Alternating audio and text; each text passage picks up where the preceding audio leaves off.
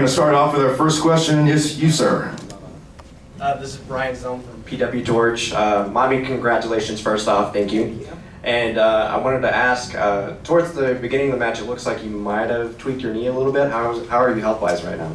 I mean, I'm obviously beat up. My knees aren't very good in general, so my knee did dislocate for a second and then it went back in.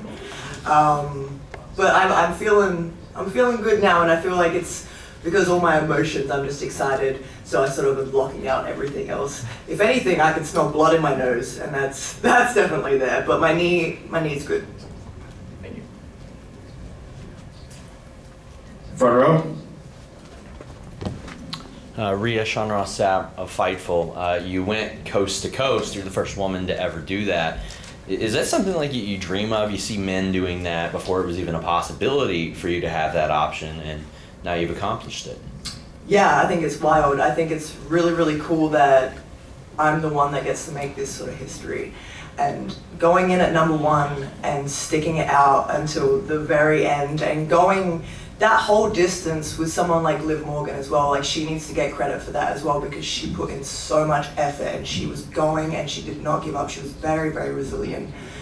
Lucky for me, she got missed by Asuka. I slipped a little bit, but you know, things happen, still got the win. But yeah, I mean, it's amazing to see how far the women's division has come over the last few years. And like you said, the men, they've done these things where they've come in at 1 and they've won the Royal Rumble and they've made all this sort of history before us. So I think that it's really, really cool to see the women's evolution sort of take over and us women show the men that we can do exactly what they can do. Hi Rhea, my name is Nick Hausman with Wrestling Inc. The women's Rumble is a little different than the men's in the sense that they had NXT superstars in there as well. Obviously you're a product of NXT as well. How do you feel about the fact that NXT superstars were allowed in the women's match as opposed to the men's match? I think it's amazing. I really do. I love having NXT superstars come down to the Royal Rumble and be a part of it, because the WWE universe that only really watch Raw and SmackDown and the premium live events, they get to witness these new faces and these new stars, and they get to learn these new names and see things that they can do, and it puts more eyes on the NXT brand as well. So I think it's really cool having people like Roxanne come down and being the NXT Women's Champion, go into the Royal Rumble and show everyone exactly what NXT is all about. Obviously, I love NXT, and I think that it needs to get a lot more credit than it does. I think a lot more eyes need to be on it because there's a lot of upcoming stars.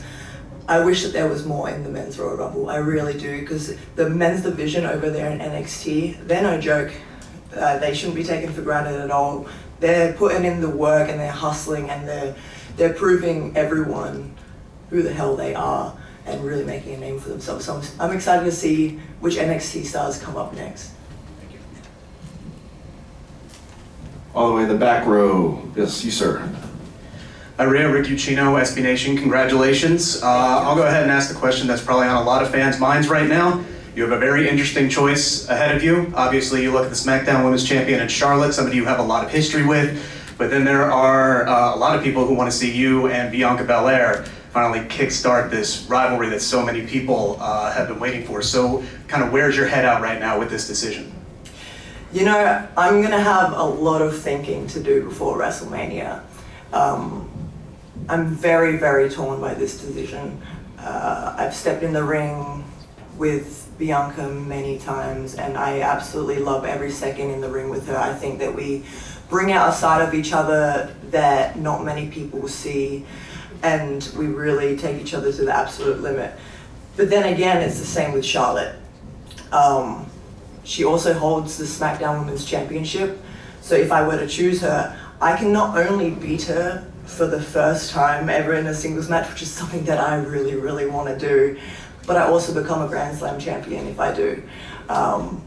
So I have a lot of thinking to do. I've got Bianca, someone who I've come up in NXT with, and I have a lot to prove because she's beaten me a lot of the time and I've beaten her, and we really want to prove to see who the EST of WWE really is. But then I have someone like Charlotte who I've stepped in the ring with at WrestleMania before, and I lost my championship too. But I want my redemption at the same time. So I'm not sure where I'm going to go yet, but I got a little thinking to do. Over on the far right, there you go. Hi, Rhea. Congratulations. I'm Queen PR of Those Wrestling Girls.